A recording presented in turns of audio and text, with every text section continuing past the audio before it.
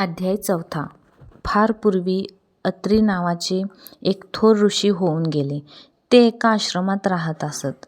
दिवसाचा बराच वेळ पूजा अर्चा, जप, ध्यानधारणा व ग्रंथवाचन यात जात असे. आश्रमाचा परिसर रम्य होता. अत्री ऋषींच्या पत्नीचे नाव अनुसूया. ती एक सुंदर होती. पतिव्रता होती.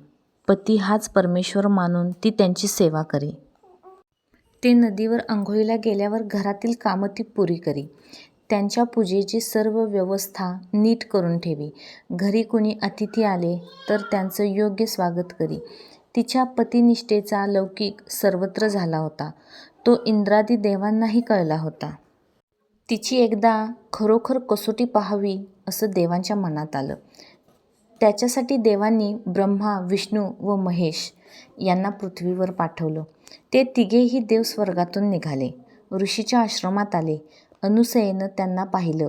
अत्री ऋषी नदीवर स्नानाला गेले होते. तिने त्या तिघांचं स्वागत केलं. बसायला आसन दिली. गार पाणी पिण्यास आणून दिलं.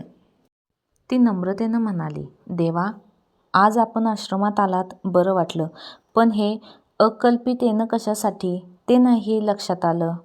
विष्णुदेव म्हणाले, खूप दिवस तुझी कीर्ती ऐकत होतो आम्ही.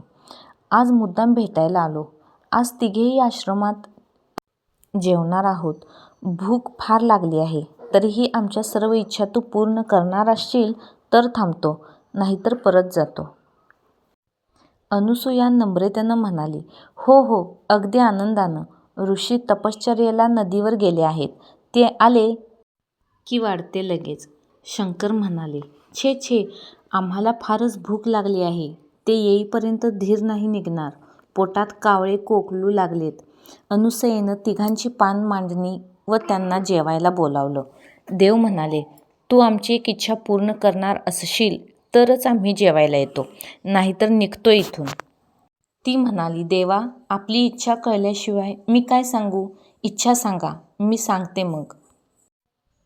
देव म्हणाले, तू थोर पतिव्रता आहेस. ते ऐकूनच तुझी परीक्षा पाहायला आलो.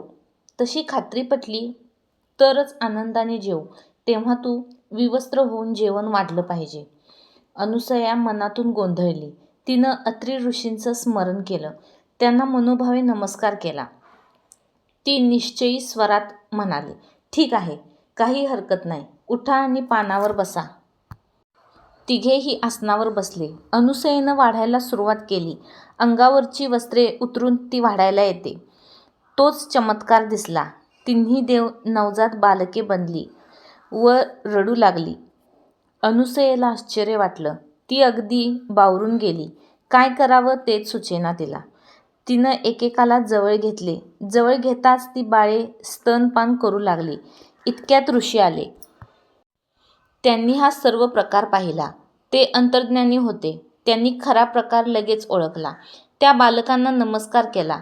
पत्नीलाही सारं सांगितलं. तिनेही त्या बाळांना खाली ठेवून भक्तिभावाने नमस्कार केला. ती तीनही बालके त्या आश्रमात त्याच स्थितीत राहिली.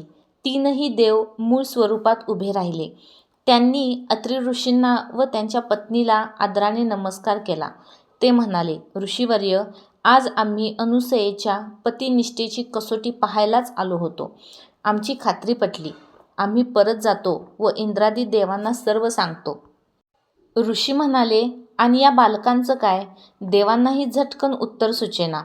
शेवटी ब्रह्मदेव म्हणाले, ही बालके इथेच राहतील, वाढतील, मोठी होतील व पुढे आमची तिघांची रूप धारण करून एक रूप असा दत्तावतार सर्व लोकांना दिसेल.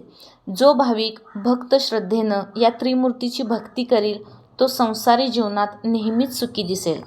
जातो आम्ही. इतकं सांगून तिघेही देव क्षणात अंतर्ध्यान पावले. ती तीनही नवजात बालके म्हणजेच त्रिमूर्ती ब्रह्मा, विष्णू व महेश.